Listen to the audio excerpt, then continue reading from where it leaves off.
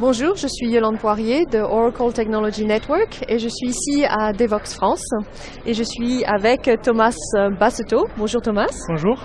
Alors dis-nous un petit peu ce que tu fais. Alors moi, dans la vie de tous les jours, je suis développeur JavaScript dans une jeune startup qui s'appelle Joshfire et on fabrique des objets intelligents comme des canapés intelligents, des miroirs connectés à Internet, ainsi que des applications pour télévision, tablette, téléphone et desktop. D'accord. Et alors, tu travailles sur le JavaScript. Oui. Quelle est l'importance du JavaScript aujourd'hui? Alors, en tout cas, par exemple, dans ma boîte, on fait tout, absolument tout en JavaScript, toutes nos stacks entières en JavaScript.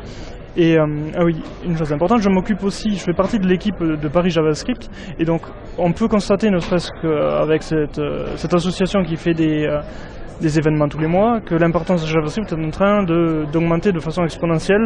On n'arrive pas à avoir de salles assez grandes pour accueillir tous les gens qui veulent y assister tous les mois. Et surtout, les entreprises qui veulent recruter un JavaScript ont vraiment beaucoup de mal à trouver des développeurs compétents et disponibles. Et sans compter le nombre de frameworks JavaScript qui sort tous les jours. D'accord. Alors, tu travailles aussi, je pense, avec jQuery. Alors, jQuery, justement, c'est peut-être le framework le plus connu, qui est beaucoup utilisé pour enrichir les sites web. C'est lui qui a gagné, contrairement aux autres, parce qu'il avait une meilleure documentation, parce qu'il était facile d'accès. Maintenant, nous l'utilisons aussi comme tout le monde, mais pas tout le temps. Par exemple, sur mobile, peut-être qu'on se rend compte que jQuery n'est pas forcément nécessaire. Les navigateurs sont suffisamment performants et pour permettre de s'en passer. C'est toute une histoire de contexte. Il faut connaître jQuery quand même parce qu'on l'utilise beaucoup, mais il faut penser qu'il n'est pas indispensable. D'accord.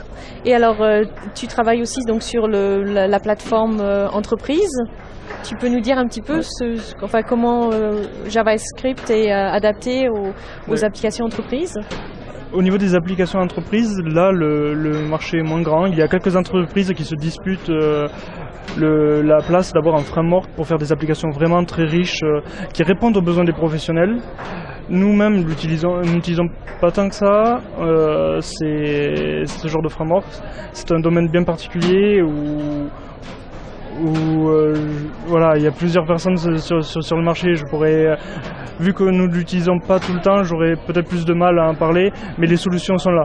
Ouais. Pour ceux qui le mais souhaitent. bon, le JavaScript, c'est quand même prêt pour le... Oui.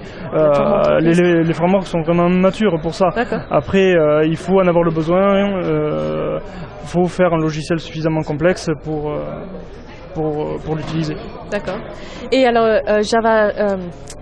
HTML5, HTML5. Oui. Est-ce que c'est prêt? C'est prêt à l'utilisation? La grande question. On en a tous les mois un nouvel article qui paraît pour se demander est-ce que HTML5 est prêt, oui ou non. Tout dépend du contexte. Si vous travaillez pour un intranet où il n'y a que des Internet Explorer 6 par exemple, ce sera plus difficile d'utiliser des morceaux d'HTML5. Mais si vous avez la main sur votre parc qui est plus récent, ou si vous visez un certain type de population qui a en général un navigateur récent, là, certaines parties d'HTML5, certaines animations, certains accès aux API sont d'ores et déjà grandement utilisables et permettent de faire des sites plus riches et plus facilement. D'accord. Et JavaScript côté serveur, est-ce que ça même... Alors, quand on parle de JavaScript côté serveur, même s'il existe de nombreuses solutions, en général, tout le monde a dans la tête Node.js. On n'entend plus que parler de Node.js, qui est pourtant un logiciel qui est très récent, qui a à peine 2 ans. Mais le jour où il a été introduit, on va dire, à la communauté, ça a fait un grand effet waouh. Alors, ne le nions pas, il y a eu un petit effet mode aussi.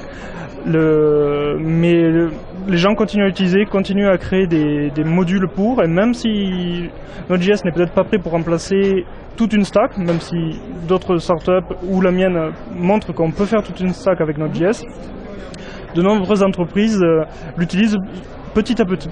introduisent pour certaines tâches dans leur logiciel, dans leurs tâches, dans leur middleware. Ils utilisent Node petit à petit. C'est un logiciel qui manque peut-être encore un peu de maturité pour des applications critiques, mais qui ne disparaîtra pas. L'effet de mode est passé. Maintenant, les gens commencent à l'utiliser de façon plus sérieuse et il est promis un bel avenir. D'accord. C'est mon point de vue. Merci d'être venu d'être venu et nous parler de JavaScript. Merci beaucoup. Merci. Merci à tous. Ok.